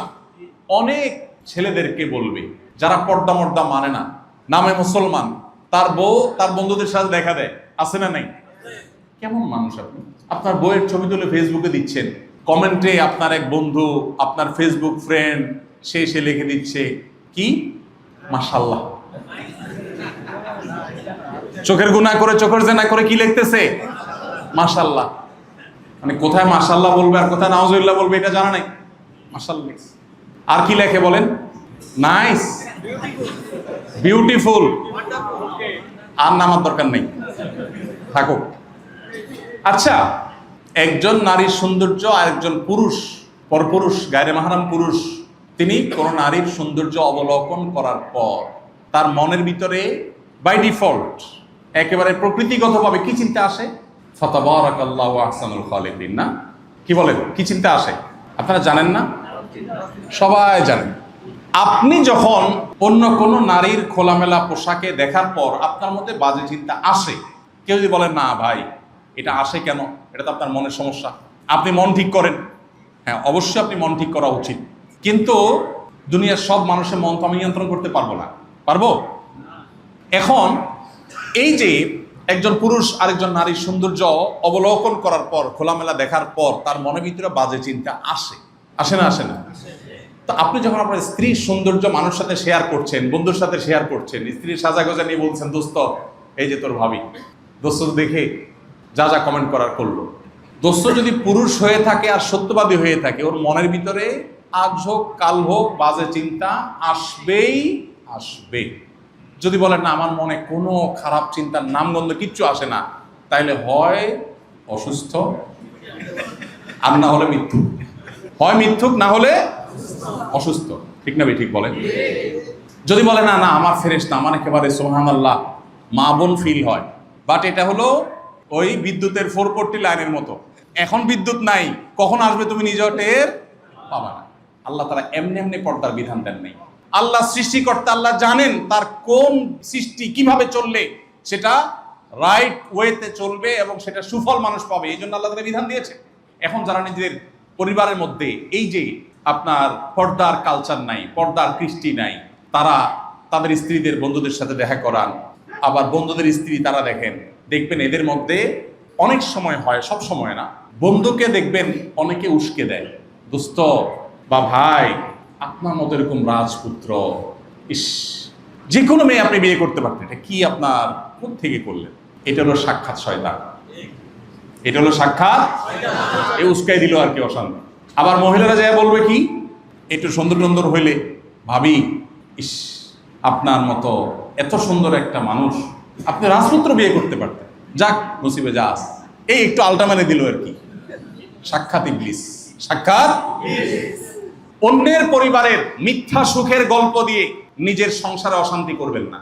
বন্ধু এসা গল্প দেয় তার বউয়ের, তোর ভাবির সাথে আমার কি যে মহব্বত। আরে ভাই যতই বলুক চুলাচুলি হয়ই হয়, ঝগড়া হবেই হবে, একটু হইলেও হবে। নবীজি সাল্লাল্লাহু আলাইহি সাল্লাম স্ত্রীদের মধ্যে অভিমান করে মসজিদে এসে শুয়ে রয়েছে, সাহাবী ওমর রাদিয়াল্লাহু তাআলার মধ্যস্থতা সেটা দূর হয়েছে, হয়েছে না? হালকা মনোমালিন্য হয়েছে, অভিমানও হয়েছে, এটা হবেই, এটা জীবনের অংশ। যদি কেউ বলে তাহলে সে হয়তো একটা দিক বলতেছে, তার অন্য অশান্তির দিক আছে যেটা আপনি জানেন। এই জন্য ভাইরা আমার, আল্লাহ কোরআনে কারিমে বলেছেন ওয়াশিরুহুন্না বিল মারুফ, তোমরা স্ত্রীদের সাথে সুন্দরভাবে যথাযথভাবে জীবনযাপন করবে। অনেক পুরুষ আছেন ছোট লোকই করেন, অনেক মহিলা আছেন না ছোট লোকই করেন। খোঁটা দেওয়া, খোঁচাখুচি করা, দোষ চর্চা করা, এগুলো অনবরত করেন, আছে না নাই? আমি কোনো বিয়ে পড়াইলে সাধারণত যত বিয়ে পড়াই আমি কমন কয়েকটা কথা বলি, এর ভিতরে একটা কথা বলি, নতুন বর যেটা বিয়ে করছে ওটার হাত ধরে বলি, ভাই শুনো সুখে থাকতে চাও তো? হ্যাঁ হুজুর সুখ তো চাই। একটা সূত্র বলে দিই তোমারে, কি? আজকে যায় বউর হাতে মুড়ি ধুয়ে যাবা, হাতে হাত রেখে বায়াত নিবা যে আপনার আনুগত্যের অঙ্গীকার করিলাম চিরতরে, ব্যাস লেটা চুকে যাবে, তোমার শান্তি পৃথিবীর কেউ ঠেকাতে পারবে না। আমাদের অফিসে যত ফোন আসে, আলেমদের একটা টিম আছে, তারা এই ফ্যামিলি কাউন্সিলিং, পারিবারিক ঝগড়া ঝাঁটি, তালাক, এগুলো নিয়ে কাজ করে। এগুলো যে দেখভাল করে একজন আলেম আছেন আমাদের, বেচারা অবিবাহিত, তো তারা আমি প্রায় বলি এই তুমি বিয়ে করবা না? সে বলে সে বিয়ে করার স্বাদ মিটে গেছে আমার, ফোনে স্বামী স্ত্রী যা হয় এগুলা শুনতে শুনতে আমার সাহস শেষ। তো সে বলে সে তবে একটা লাভ হয়েছে আমার, এই ফ্যামিলি কাউন্সিলিং এবং পারিবারিক ঝগড়াঝাটি এগুলো নিয়ে কাজ করে আমার একটা এক্সপিরিয়েন্স হয়েছে। আমি বললাম কি এক্সপিরিয়েন্স? বললো যে আমি দেখছি যেই পরিবারে স্বামী বউয়ের কথা মতো চলে সেখানে কোনো অশান্তি নেই, অশান্তি হয় ওখানে যেখানে স্বামী বউয়ের হাতে মুড়ি ধয় নাই, সেখানে শুধু কি হয়? অশান্তি হয়। দেখুন আল্লাহ তাআলা এই জন্য বলেছেন ওয়াশিরুহুন্না বিল মারুফ, হে স্বামীরা তোমাদের স্ত্রীদের সাথে তোমরা সুন্দরভাবে সংসার করবে, জুলুম করবে না, অনেক পুরুষ আছে খোঁচাখুচি করেন, আছে না নাই? কত খোঁচাখুচি যে আছে। আবার একই আইটেম মহিলাদের মধ্যেও আছে। খোঁচাখুচির আমি 50টা নজির দেখাতে পারি। এমন এক সাবজেক্ট দিয়েছেন, ফজর পর্যন্ত আলোচনা করলে শেষ হবে না। খোঁচাখুচির একটা নজির বলি। মনে করেন বউয়ের বাপের বাড়ির থেকে খোঁজ খবর নেয় নাই, হয় না এরকম? বউ অসুস্থ, আপনার শালা সম্বন্ধে তারা ফোন দেয় নাই, খোঁজ খবর নেয় নাই, আসে নাই। অনেক স্বামী আছে স্ত্রীকে ওইটা দিয়ে খোঁচা মারে, আছে না? তোমার ভাইটা আসলো না, তোমার আব্বা একবারও ফোন দেয়নি, তোমার মা আজ 4টা দিন তুমি বিছানা শোয়া, একটা বার ফোন দিল না। বলে কি বলে না? এখানে অনেক আসামি আছে এ কাম করেন। আল্লাহর জমিনে যদি 10টা ছোট লোকই থাকে, এটা তার মধ্যে একটা। আপনি কোন অধিকার আপনার স্ত্রীকে এই কথা বলেন? আপনি যদি ভালো আদর্শ স্বামী হয়ে থাকেন, আপনি যদি ভালো মুসলমান হয়ে থাকেন, তাহলে আপনার কর্তব্য স্ত্রীকে বরং সান্ত্বনা দেওয়া। তোমার আব্বা আম্মা হয়তো ব্যস্ত, আসতে পারেন নাই, হয়তো কোনো কারণে ওনারা ফোন করতে পারেন নাই, বাদ দাও, আমি আছি না ইনশাআল্লাহ, আমি বেঁচে থাকতে তোমার কষ্ট হতে দেবো না। এটা হলো আদর্শ স্বামীর কাজ। আর বেয়াদব স্বামীর কাজ হলো কি? খোঁচা দেওয়া।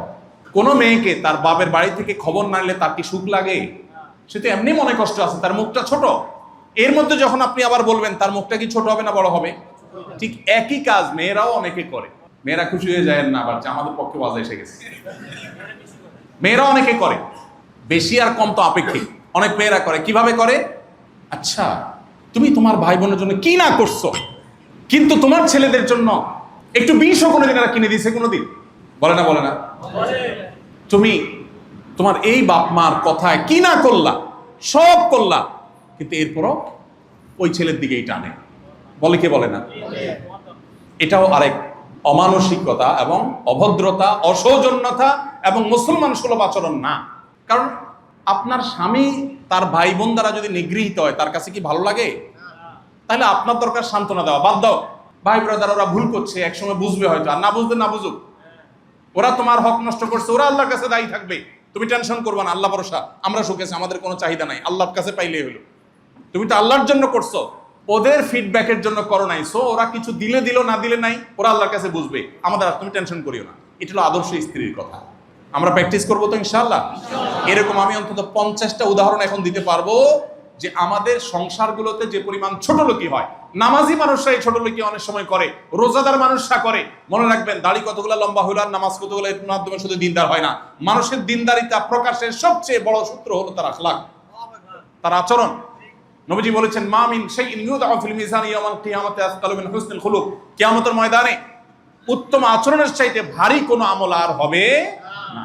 এজন্য বউকে কখনো শ্বশুরবাড়ির বিষয়ে ছোট করবেন না, আর স্বামীকেও মেয়েরা কখনো শ্বশুরবাড়ি, ভাই, দেবর, আপনার শ্বশুর শাশুড়ি, তাদেরকে দিয়ে কখনো ছোট করবেন না। বরং সবসময় শ্বশুরবাড়ির তারিফ করবেন। সারাদিন কি করবেন? তারিফ করবেন। তারিফ আর তারিফ বউয়ের কাছে, যে আপনার শ্বশুর শাশুড়ির মতো মানুষ হয় না, আপনার শালার মতো মানুষ পৃথিবীতে আর নাই, শালা একটাই আছে দুনিয়াতে, শালি এইটাই। আর রান্নার শ্বশুরবাড়ি, ওহ, এর চেয়ে মজা দুনিয়াতে কোথাও নাই।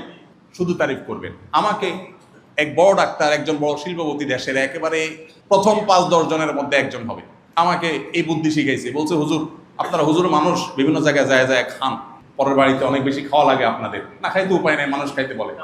তো আমি একজন ডাক্তার হিসাবে, উনিও পপুলার মানুষ, জনপ্রিয় মানুষ, অনেক পয়সাওয়ালা মানুষ, বলে যে আমিও বিভিন্ন জায়গায় খাওয়াটাও লাগে, যাই খাই। আমি বাসায় এসে বউরে বলি, দেখো 5 স্টারে খাই আসছি, মাগার আমার পেট ভরে নাই, রাত 12টা বাজছে ঠিকই, কিন্তু তোমার একটু ডাল ভাত লাগবে। বলে যে হুজুর, এটাতে আমার সংসারে যে পরিমাণ শান্তি, এটা আপনাকে ভাষায় বুঝাতে পারবো না। আমি বললাম, দারুণ আইডিয়া তো, এটা এখন অ্যাপ্লিকেশন শুরু হয়ে গেছে। আমি কোথাও গেলে, আজকে এই যে বিকালে ভাইয়ের সাথে আমি ফ্লাইটে আসছি, আমি বাসার থেকে 2 বাটি খাবার নিয়ে আসছি। একটাতে সকাল নাস্তা খাইয়া জমা পড়াইছি, আর এয়ারপোর্টে ঢোকার আগ দিয়ে দুপুরের লাঞ্চ গাড়িতে বসে করছি, কারণ বাসা থেকে নিয়ে আসছি। অতএব দাম্পত্য জীবনে সুখ শান্তি পাওয়ার জন্য খুব বেশি কিছু করা লাগে না। মেয়েরা চায় স্বীকৃতি এবং স্বামী স্ত্রী একে অন্যকে অসম্মান না করা। এগুলোর জন্য উন্নত মুসলমান হওয়া জরুরি। নামাজে কালামে মুসলমান এখন বহু আছে, আখলাকওয়ালা মুসলমান নাই। আখলাকওয়ালা মুসলমান খুব কম। আকীদা সহি এই মুসলমানও পাওয়া যায়, কিন্তু আখলাকওয়ালা মুসলমানের সংখ্যা খুবই নগণ্য। আখলাক কিন্তু ভিন্ন জিনিস। মানুষের সামনে মুস্কি হাসা, ওই যে অভিনয়, হ্যাঁ, এমন বিনয় ভেঙে চুরে পড়েন বসের সামনে, কিন্তু বাসায় গেলে একটা বেয়াদবের মতো আচরণ করেন, আছে না নাই? খায়রুকুম খায়রুকুম লি আহলি, সবচেয়ে ভালো হতে হবে পরিবারের কাছে। ফোন দিছে ক্লায়েন্ট, ব্যবসা করেন, কে ফোন দিছে? ক্লায়েন্ট। অথবা ধরেন দোকানদারি করেন, কাস্টমার আসছে মহিলা বা পুরুষ, সামহাও মাশাআল্লাহ খাতির যত্ন কোনো শেষ আছে? বসেন বসেন আপা, বসেন, কি লাগবে বসেন, এই আপার একটু ঠান্ডা এনে দাও, ঠান্ডা খাবেন না গরম খাবেন আপা, আপা আপা বলতে বলতে মুখ দিয়ে ফেনে ফেলেছে। একই সময় বউ ফোন দিছে ধরে, তোমার কোনো কাজ নাই বাসায়, করেন কি করেন না? সেম একই কাজ মহিলারা অনেকে করে। অথচ নবীজি বলছেন সবচেয়ে বেশি সুন্দর আচরণ পাওয়ার হকদার কে? পরিবার, নিজের স্ত্রী, নিজের মা, নিজের রক্ত সম্পর্কীয় আত্মীয়। আল্লাহ আমাদের সবাইকে আমলটা করার তৌফিক দান করুন। এটাকে আমরা আমল মনে করি না ভাই, আমরা আমল মনে করি শুধু সুবহানাল্লাহ আলহামদুলিল্লাহ পড়া। এটা যে কত বড় আমল এটা আমরা বুঝি না। আপনার পরিবারের কাছে ভালো হওয়ার জন্য যদি আপনি স্যাক্রিফাইস করেন, ত্যাগ করেন, সবর করেন, আপনি আল্লাহর প্রিয় পাত্র হওয়ার সবচেয়ে সংক্ষিপ্ত পথটা চেষ্টা করা যাবে না ইনশাআল্লাহ? এই একই চেষ্টা বোনদেরকেও করতে হবে, ভাইদেরকেও করতে হবে। কম্পিটিশন চলবে পরিবারে যে কে কাকে কত বেশি সন্তুষ্ট করতে পারে, কে কত স্যাক্রিফাইস করতে পারে। আবারও বলছি, অতি অধিকার সচেতনতা পরিবার ব্যবস্থাপনাকে ধ্বংস করে দিয়েছে, বাচ্চাদেরকে অতি অধিকার সচেতন করেছে। অধিকার সচেতনতা ভালো, অতি অধিকার সচেতনতা ভালো, কর্তব্য পরায়ণতা, কর্তব্য সচেতনতা এটা বেশি বৃদ্ধি করতে হবে। আমার অধিকার গেছে যাক, কিন্তু আমার কর্তব্যে যেন কোন ত্রুটি না হয়। অনেক ছেলে, অনেক মেয়ে, অনেক ভাইরা লেখেন, ভাই মা বাপ জীবনে আমাদের দিকে খেয়াল করে নেই, এখন আল্লাহ আমাদেরকে টাকা পয়সা দিয়েছে কি করব? আমি বলি, মা বাপ খেয়াল করে না, সে আসামি আল্লাহর কাঠগড়া। কেন সন্তানের প্রতি খেয়াল করলো না? তার কর্তব্য ছিল, সে আল্লাহর কাছে দায়ী থাকবে। বাট আপনি আপনার সন্তানের সাথে মা বাপের 16 আনা আদায় করে দেন, আপনি রিওয়ার্ড ঠিকই পাবেন। চেষ্টা করা যাবে না ইনশাআল্লাহ? তাহলে 3 নম্বর, একটা আদর্শ মুসলিম পরিবারের মূল উপাদান হলো সুন্দরভাবে জীবন যাপন করা এবং একে অন্যের অধিকারের ব্যাপারে সচেতন হওয়া। অর্থাৎ আমার স্ত্রীর কি অধিকার আছে আমার কাছে, আমার স্বামীর কি অধিকার আছে আমার কাছে, আমার সন্তানের কি অধিকার আছে আমার কাছে, আমার বাবা মার কি অধিকার আছে আমার কাছে, ভাই বোনের প্রতি কি অধিকার আছে, আমি সেটা খুঁজবো। আমার কি পাওনা আছে সেটা না, সেটা চাইতে বড় কথা হলো আমার কর্তব্য কি আছে। আল্লাহ আমাদের সবাইকে তৌফিক দান করুন। 4 নম্বর আদর্শ মুসলিম পরিবারের উপাদান হলো আমানত এবং দায়িত্বশীলতা। নবীজি সাল্লাল্লাহু আলাইহি ওয়াসাল্লাম একটা প্রসিদ্ধ হাদিস আপনারা শুনেছেন, বুখারীতে আসছে। তিনি বলেছেন, আলা কুল্লুকুম রাইন ওয়া কুল্লুকুম মাসউলুন রাইয়াতিহি, তোমাদের সবাই দায়িত্বশীল এবং সবাই তার দায়িত্ব সম্পর্কে আল্লাহর কাছে জিজ্ঞাসার মুখোমুখি হতে হবে। নবীজি বলেছেন, তোমাদের যারা আমির, যারা দায়িত্বশীল, জনগণের দায়িত্বে, মানুষের দায়িত্বে যারা আছে, অহমাসুন আন রাইয়াতিহি, তারা কিন্তু তাদের প্রজাদের বা অধীনস্থদের মানুষদের সম্পর্কে আল্লাহর কাছে জিজ্ঞাসাবাদের মুখোমুখি হবে। আর একটা পুরুষ, সে তার পরিবারের সদস্যদের ব্যাপারে দায়িত্বশীল হবে, তাদের দেখভাল করলো কিনা, ভরণ পোষণ দিল কিনা, চিকিৎসা খরচ ব্যয় করলো কিনা, দিনদারিতা দিল কিনা, এগুলো তাদেরকে করতে হবে। ঠিক একইভাবে একজন নারীর কর্তব্য তার স্বামীর সম্পদ, স্বামীর অগোচরে নিজের ইজ্জত সম্ভ্রমের হেফাজত, এগুলো সে করবে, তার সন্তানদের দেখভাল সে করবে। এই দায়িত্বশীলতার বোধ, এটাই এতক্ষণ বললাম কর্তব্য সচেতনতা, যে আমি দায়িত্বশীল হব, দায়িত্বশীল আচরণ করব। এটা যদি করি, সংসারে শান্তি অটোমেটিক আসবে ইনশাআল্লাহ। প্রিয় ভাইরা আমার, আমাদের অনেক ভাইরা আছে, ছেলে মেয়ে এবং পরিবারের দিনদারিতার ব্যাপারে তার কোনো খোঁজ খবর নেই। ছেলে ভালো স্কুলে চান্স পেলো কিনা এটার জন্য শহীদ হয়ে যাবে, ভালো কলেজে চান্স পেলো কিনা এটার জন্য পাগল হয়ে যাবে, ভালো ইউনিভার্সিটি চান্স পেলো কিনা এটার জন্য পাগল হয়ে যাবে, পরীক্ষা ভালো রেজাল্ট করলো কি করলো এটার জন্য পাগল হয়ে যাবে। ভাই ঠিক আছে, এগুলোর জন্য চেষ্টা করেন, কিন্তু পাগল হওয়ার আইটেম এটা না। পাগল হওয়ার আইটেম হলো, ছেলে আমার আল্লাহকে চিনে না, আমি পাগল হয়ে যাব। ছেলে আমার ফজর নামাজ পড়ে না, আমি পাগল হয়ে যাব। মেয়ে আমার খারাপ পথে যাচ্ছে, আমি অস্থির হয়ে যাব। এটা হলো পাগলামির আইটেম ভাই। আমি আমার ছেলে মেয়েদেরকে বলে দিয়েছি, পরীক্ষা পাস করছো কি ফেল করছো এটা আমার কাছে অনেক বড় ম্যাটার না। হ্যাঁ, চেষ্টা করবে অবশ্যই ভালো ফলাফল করার, সেটা আমি উৎসাহ তোমাকে দেই। তোমার চেষ্টার চেয়ে কোনো ত্রুটি ছিল না, চেষ্টা তুমি করছো, এরপরে পরীক্ষা খারাপ ফলাফল হয়েছে, আমরা বাসায় বিরিয়ানি রান্না করে পার্টি দিব, কোনো অসুবিধা নেই। কিন্তু তোমার চেষ্টা যেন ঠিক থাকে, তুমি সঠিক রাস্তায় যেন থাকো, ব্যাস, দ্যাটস ইট। এর বাইরে আমার খুব বেশি চাওয়া নেই। কজন মা বাবা আছে এখানে যারা আছেন, আমি তো এই মা বাবা এখন দেখি না ভাই, যে মা বাবা বলে যে আমার সন্তান মানুষের মতো মানুষ হোক। সবার কথা হলে বাবা মানুষ টানুষ বুঝি না, ভালো রেজাল্ট করতে হবে। ভালো রেজাল্ট কেন করতে হবে বলেন তো? কেন করতে হবে? ভালো একটা চাকরি পাওয়ার জন্য। ভালো চাকরি কেন লাগবে? ভালো একটা ঘরের মেয়ে বিয়ে করার জন্য, ভালো একটু ভাবসাবের জন্য। নিজে টাকার মেশিন, ছেলে মেয়েও কিসের মেশিন হোক? টাকার মেশিন হোক। অথচ বহু পরিবার ছেলে মেয়ে অনেক বড় টাকার মেশিন হয়েছে, ঠিকই আছে, কিন্তু মা বাবার ওই যে নয়ন জোড়ানো সন্তান হয় ভাবসাব। সব কি? ভাবসাব। গাল বড় করে বলা যায়, ছেলে অমুক চাকরি করে, অমুক দেশে আছে। জিজ্ঞাসা করছে, ভাই ছেলে মেয়ে কয়জন? বলে 2 ছেলে বা 1 ছেলে 1 মেয়ে, ছেলেটা কানাডা, মেয়েটা আমেরিকা। বাহ, বলতে খুব ভাব জাহির হয়, তাই না? ভেতরে কি হয় জানেন? জাস্ট তুফান শুরু হয়। কারণ অনেকে বাচ্চা নিয়ে একসাথে খাইতে বসে, সে ছেলে মেয়ে তাদের নাতিপুতি এগুলো শুধু ভিডিওতে দেখে। শান্তি লাগার কথা কোনো বাপ মার কাছে? ভাইরা আমার, ভাবসাবটা আমাদেরকে শেষ করে দিয়েছে। এই জন্য পরিবারের সন্তানদেরকে, পরিবার সদস্যদেরকে দিনদার বানাবার চেষ্টা করতে হবে, ঠিক আছে না ইনশাআল্লাহ? সন্তানদের যদি আল্লাহর সাথে পরিচয় করান, তাহলে আপনার পরিবার সুখী হবে, এটার গ্যারান্টি আপনি নিশ্চিন্তে আল্লাহ রাসূলের কাছ থেকে আপনি পেতে পারেন। আমাদের আদর্শ মুসলিম পরিবারের জন্য আরেকটা গুরুত্বপূর্ণ উপাদান হলো সততা, সত্যবাদিতা এবং পারস্পরিক সহযোগিতা। এটা গুরুত্বপূর্ণ বিষয়। সততা, সত্যবাদিতা, পারস্পরিক সহযোগিতা এগুলো হাওয়া হয়ে গেছে, এখন বিশ্বাস নেই। আপনারা মোবাইলে, ফেসবুকে, বিশেষ করে সোশ্যাল মিডিয়াতে কিছু অ্যাপ দেখেন, অ্যাপের অ্যাডভার্টাইজ দেখেন, আমি দেখি, আপনারা দেখেন কিনা জানি না, যে পুরুষটা শুয়ে আছে সোফায়, মহিলা এসে মোবাইল খোলার চেষ্টা করে, গোপনে কার সাথে চ্যাটিং করছে চেক করবে, করতে পারে না, লক। এগুলো অ্যাডভার্টাইজ দেখছেন আপনারা? এসব অ্যাডভার্টাইজ কেন দেওয়া হয়? এর মানে কারোর প্রতি কারোর বিশ্বাস নাই। পশ্চিমা দুনিয়াতে যায় দেখেন, স্বামী স্ত্রী একসাথে সংসার করে, একসাথে সংসার তো করে না, মনে হয় ম্যাচ সিস্টেম। তুমি বাসা ভাড়াটা দিও, আমি পানির বিল দিব, তুমি বিদ্যুৎ বিল দিও, আমি অমুক বিল দিব। মনে হচ্ছে ম্যাচে আছে, স্বামী স্ত্রী না, ঠিক না? ঠিক। আমি এই জন্য বলি, পশ্চিমারা যদি তথ্য প্রযুক্তিতে, জ্ঞানে বিজ্ঞানে, অবকাঠামোতে, অন্যান্য উন্নতিতে আমাদের চাইতে 200 বছর এগিয়ে থাকে, আমরা পরিবারের দাম্পত্য জীবনে সুখ শান্তিতে তাদের চাইতে 400 বছর আগে আছি আলহামদুলিল্লাহ। কিন্তু এটা ধ্বংস হয়ে যাচ্ছে, কারণ পশ্চিমা কালচারকে আমরা আলিঙ্গন করছি। এই জন্য ইসলামের পথে আমাদেরকে ফিরে আসতে হবে। আল্লাহ আমাদের সবাইকে সেই তৌফিক দান করুন। একটা সুখী দাম্পত্য জীবনের জন্য এটা খুবই জরুরি, পারস্পরিক সহযোগিতা করা। কারা কারা বাসায় কাজ করেন হাত তোলেন দেখি, যাদের ফ্যামিলি আছে। কয়টা হাত উঠছে? এদের ভিডিও করে বাসায় পাঠানো উচিত। হাত নামান, আল্লাহ জানে কোনটা কোনটা সত্যি উঠেছে। জীবনে একবার করছেন কিনা? আমাদের নবী করিম সাল্লাল্লাহু আলাইহি ওয়াসাল্লাম বাসায় মেয়েদের কাজে সহযোগিতা করতেন। এখন আপনি ঢুকেন মোবাইল টিপতে টিপতে, মোবাইল কান, হ্যাঁ হ্যালো বলতে বলতে ঢুকতেছেন, আবার বাইরের সময় মোবাইল কান দিয়ে বাইরে হচ্ছে। কেউ সময়, আমি আজকে ঢাকার বাইরে আসছি, নাহলে আমার মাগরিব টু এশা বাচ্চাদের সাথে ব্যাডমিন্টন খেলা, অন্য সব কাজ সারাদিন বাদ যাইতে পারে, এটা বাদ যাওয়ার কোনো সিস্টেম নেই। সেদিন একটা খুব গুরুত্বপূর্ণ মিটিং ছিল, রাষ্ট্রীয় একটা গুরুত্বপূর্ণ মিটিং ছিল সরকারের উচ্চ পদস্থ লোকদের সাথে। আমি বললাম ভাই সব ঠিক আছে, বাট বাচ্চাদের খেলার সময় কোনো মিটিং সিটিং করতে পারবো না, আমার আগে ছেড়ে দিবেন, কারণ আমার বাচ্চাদের সময় দিতে হবে। আমি যখন ওদের সাথে খেলার সময় দিব না, ওরা তো বাজে পোলাপানের সাথে মিশতে যাবে, ওরা বন্ধু কোথায় পাবে? ওদের বন্ধু আমি। বেশিরভাগ মানুষ, পুরুষরাও মহিলাদেরকে সময় দেয় না, মহিলাও পুরুষদেরকে সময় দেয়। মহিলা তার বান্ধবী নিয়ে ব্যস্ত, ইউটিউব নিয়ে ব্যস্ত, কোন আইটেম কেমনে রান্ধে সেই আইটেম নিয়ে ব্যস্ত, পুরুষের দিকে তাকানোর সময় নেই। আর পুরুষও তার জগৎ নিয়ে ব্যস্ত, পরস্পরকে আমরা সময় দেই না, অথচ এটা খুব বেশি দরকার। একটা সুখী দাম্পত্য জীবনের জন্য এটা আবশ্যক। মোবাইল ফোন জোন সিস্টেম চালু করেন বাসায়, ফোন জোন। ল্যান্ডলাইন ছিল যখন, তখন আমরা কি করতাম? একটা জায়গায় টেলিফোন থাকতো, ওখানে যা কথা বলে আবার রেখে আসতাম। আর এখন মোবাইল নিতে নিতে টয়লেটে, বিছানায়, খাওয়ার টেবিলে, কোথায় নাই, সব জায়গায় মোবাইল। এই আসক্তি আমাদেরকে ধ্বংস করে দিয়েছে। এই জন্য এটা থেকে আমাদের বেরিয়ে আসতে হবে।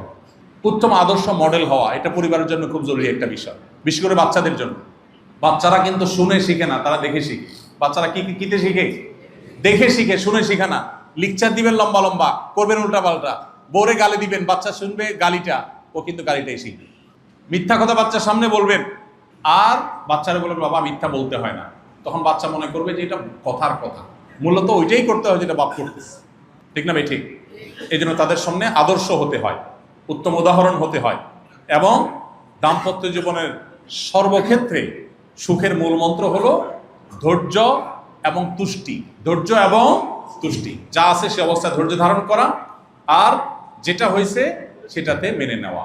এগুলো হলো একটা সুখী দাম্পত্যের জন্য পূর্ব শর্ত এবং মূল উপাদান। এগুলো হলো একটা দাম্পত্য জীবনে সুখ শান্তি দিবেন।